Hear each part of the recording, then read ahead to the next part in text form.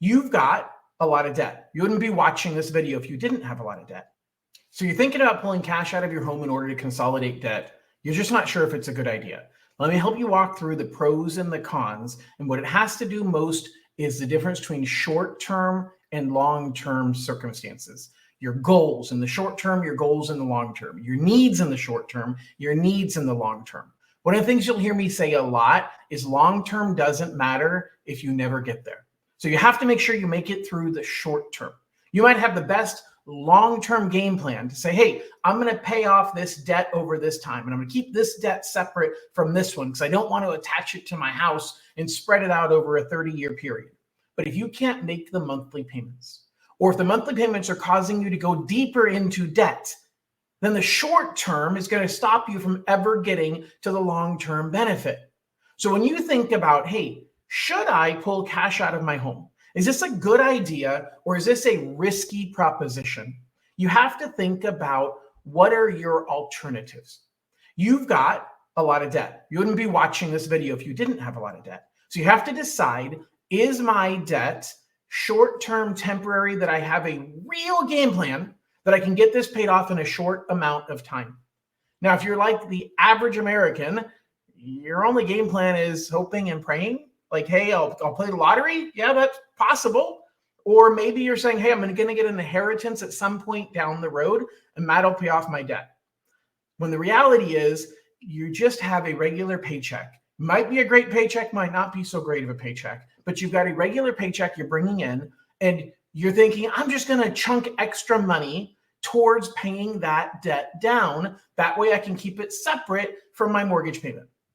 A couple of problems with that. First of all, if you really, really do have a timeline that says, hey, I racked up this debt because I am fixing up a home for my mom that she's going to sell. And when she sells, I'm going to get that money back and pay it off. Then you have a game plan with a specific event that's going to allow you to pay it off. If you are in a situation where, hey, I've got a payout coming, I've got a trust fund, I've got a settlement, I've got money coming on a particular date, I've got a bonus coming from my job that is going to pay off the debt at that time. Great. Then don't consolidate the debt unless you're just pretending you're going to use that money to pay it off. Now, what do I mean by that? I mean that I talk to a lot of people who the truth is they rack up debt hoping and thinking that they're going to be able to pay it off when they get that bonus. And then they get the bonus and they have something else they want to use it for. They've spent the bonus money 3 times before it's actually gotten here. I know I've been guilty of it. I think we've all been guilty of it. And so you have a windfall coming and you've allocated that money 3 different ways. Let me give you a little bit of reality. The reality is, for most people, you got in debt over time. It was decisions to buy something that you didn't have the money to pay for right away. I am not judging you. That is normal. But the reality is you have to either change your pattern or understand it's going to happen again. And that's the scariest part, is if you consolidate your debt, you're clearing the clean slate in order to allow yourself to do it again. But don't make the mistake of saying, fine, then I'll close all my credit cards when I consolidate my debt, and that way I can't do it again. That's going to crash your credit score.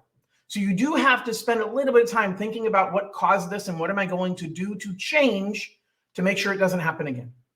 Once you've realized that, then we can start looking at the math. And we can look at it and say, hey, I know that you don't want to stretch this debt out for 30 years. I know that you might have a low mortgage rate that you don't want to get rid of because market rates are higher than that. But when we run the numbers, I'm going to be able to demonstrate whether for your situation, it makes sense to consolidate the debt and keep paying what you're paying today. For a lot of my clients, you end up in a position where when we talk about the numbers and I show you how much you're really paying just in the minimum payments on your credit cards, and we compare that to combining everything into a new mortgage and paying the same amount, you would actually pay off your mortgage really fast. Sometimes 20 years, sometimes 15, sometimes 10 years. Depends on how much debt you have. Now, I'm talking about putting it into a single loan and making one large payment against that loan, but that payment has to be affordable. And if the payment you're making today is causing you to have to dip into your credit cards to borrow more money to continue to live, then it's not going to work. It's not going to be sustainable. So we need to sit down and go through your debts. We need to go through how much you owe, what the interest rate is, and how much you make a payment each month. And we calculate something called a blended rate. That blended rate allows us to look at what is your average amount of money you're spending in interest. Now, that's a mathematical equation that says, well, your blended rate when you have your $200,000 mortgage at a 3% interest rate, and you have $50,000 in credit card debt at 10% interest rate, then there's a mathematical equation. By the way, credit cards are way more than 10%, but you got a mathematical equation that says that blends out, called weighted averages. It blends out to a 5.75% rate. Now, you might say, okay, John, we ran the calculation and 5.75 is lower than what rates are today. I should not refinance. But part of it has to do with cash flow, because your problem is getting worse every single day if you're like some of my clients. And you're continuing to add to your credit card balances. You're robbing Peter to pay Paul, and sooner or later it's going to impact your credit score, at which case you cannot refinance. Now, I painted the dire picture to say that's where it makes sense. Here's where it doesn't make sense. It doesn't make sense to consolidate your debts when you know that you're going to be paying it off in a particular timeline. It doesn't make sense to consolidate your debt when the balance of those high interest credit cards is really, really low compared to the balance on your mortgage. So you might have more debt than you want, but I've had clients call me and say, John, I owe $400,000 on my mortgage, and I've got $10,000 of credit cards. I wanted to consolidate it all together. That's a horrible idea. The truth is, most mortgages, you're going to spend at least $10,000 in fees to get the mortgage. Now, if you're able to lower your rate at the same time, if you bought back in 2023 and your rate's at 7.5%, and now we can get you at 6%, and you can consolidate those credit card bills at the same time, that's where it makes sense.